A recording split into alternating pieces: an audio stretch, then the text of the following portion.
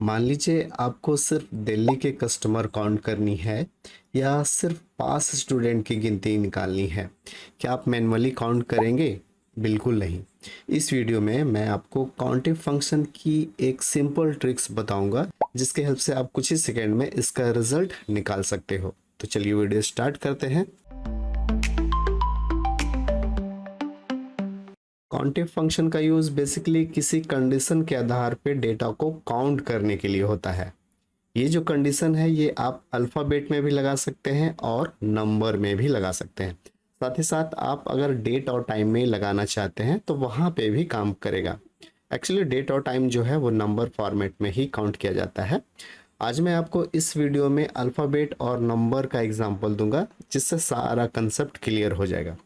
चलिए बात करते हैं सबसे पहले काउंट विथ अल्फ़ाबेट। मान लीजिए हमें यहाँ पे ये काउंट करना है कि इस वाले रिकॉर्ड में आईटी वाले कितने एम्प्लॉय हैं। तो ये करने के लिए हम लोग को यहाँ पे आईटी लिख लेना है, इसी के आधार पे काउंटिंग होगा। फंक्शन हम लोग यहाँ पे लगा के सीखते हैं। इक्वल टाइप करेंगे और यूज करेंगे काउंट इफ। ये देखिए ये काउंट इफ है, चूज कर लेंगे और टैब की प्रेस कर लेंगे। जैसे टैब की प्रेस करेंगे काउंट इफ का आर्गुमेंट ओपन हो जाएगा। दो आर्गुमेंट है इसमें, रेंज और क्राइटेरिया। ध्यान से सुनिएगा, रेंज और क्राइटेरिया। सबसे पहले हमें इसमें रेंज देना है, तो रेंज हमारा यहाँ से यहाँ तक हो गया। ये वाला कॉलम इसलिए क्योंकि आईटी यहीं पे है और इसी में ही काउंटिंग करना है। दूसरे कॉलम में होता तो वहाँ पे हम लोग उस कॉलम को चूज करते।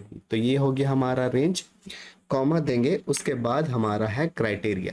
तो क्राइटेरिया आप यहाँ पे डबल कोट के अंदर टाइप भी कर सकते हैं या फिर अगर कोई सेल में लिखा हुआ तो उसको चूज भी कर सकते हैं। तो मैंने ऐसे इसे चूज कर लिया। अब होगा क्या कि इस रेंज में G2 में जो लिखा हुआ है, जैसे IT लिखा हुआ है तो IT को वो काउंट करेगा और कितने बार होगा उसका रिजल्ट यहाँ पे दे देगा। ब्रैकेट क्लोज करते हैं और एंटर की प्रेस करते हैं। ये देखिए यहाँ पे IT जो है वो 4 टाइम्स लिखा गया है। चलिए हम लोग देखते हैं कि HR कितने बार लिखा हुआ। तो यहाँ पे आपको कुछ नहीं करना है, सिर्फ और सिर्फ वो टाइप कर देना है जिसे आपको देखना चाहते हैं। जैसे मैं यहाँ पे टाइप कर रहा हूँ HR। अब देखिए यहाँ पे दो ही है चार। तो इस तरह से आप जो भी रेंज देंगे और जो कॉलम का रेंज आप लेंगे अपने एग्जाम्पल के लिए, वहाँ पे वो डाटा कितने बार होगा वहाँ पे काउंट करके दिखा देगा जहाँ पे आपने फॉर्मूला अप्लाई किया है। चलिए अब ये थोड़ा सा डिफरेंट हो जाता है कि अगर हमें यही काम नंबर के साथ करना हो तो कैसे करेंगे। नंबर में अलग अलग चीज़ें हैं। जैसे हम चाहते हैं कि यहाँ पे जो सैलरी मिल रहा है, हम चाहते हैं कि कितने लोग ऐसे हैं जिसका सैलरी 40,000 से ज़्यादा है यहाँ पे। फिर हम लोग काउंटिफ के थ्रू देखेंगे कि कितने ऐसे लोग हैं जिसका सैलरी 30 से कम है। फिर हम ये भी देखेंगे कि कितने ऐसे लोग हैं या एम्प्लॉय हैं जिसका सैलरी 35,000 है। बारी बारी देखेंगे। यहाँ पे हमें लिखना है इसलिए हम लोग चूज करेंगे और यहाँ पे टाइप करेंगे काउंट इफ, ये वाला चूज कर लेंगे और टैब की प्रेस कर देंगे, सिलेक्ट हो जाएगा। रेंज अब हमारा ये वाला कॉलम होगा। ध्यान दीजिएगा, दो ही आर्गुमेंट है, रेंज और क्राइटेरिया। कॉमा देंगे। अब हमारा ये जो पहला क्राइटेरिया है, पहला क्राइटेरिया आप इस तरह से चूज कर ले, ऐसे आप चूज कर सकते हैं। ब्रैकेट को क्लोज करेंगे, एंटर मारेंगे। ये देखिए तो 40,000 से ज़्यादा 3 सैलरी है। इसी तरह हम लोग लेस देन भी निकाल सकते हैं। इक्वल की प्रेस करेंगे और टाइप करेंगे काउंटिंग फंक्शन और यहाँ से हम लोग फिर से ये रेंज ले लेंगे, कॉमा देंगे। क्राइटेरिया आप यहाँ पे किसी सेल में चूज ना करके यहाँ पर डायरेक्ट टाइप भी कर सकते हैं।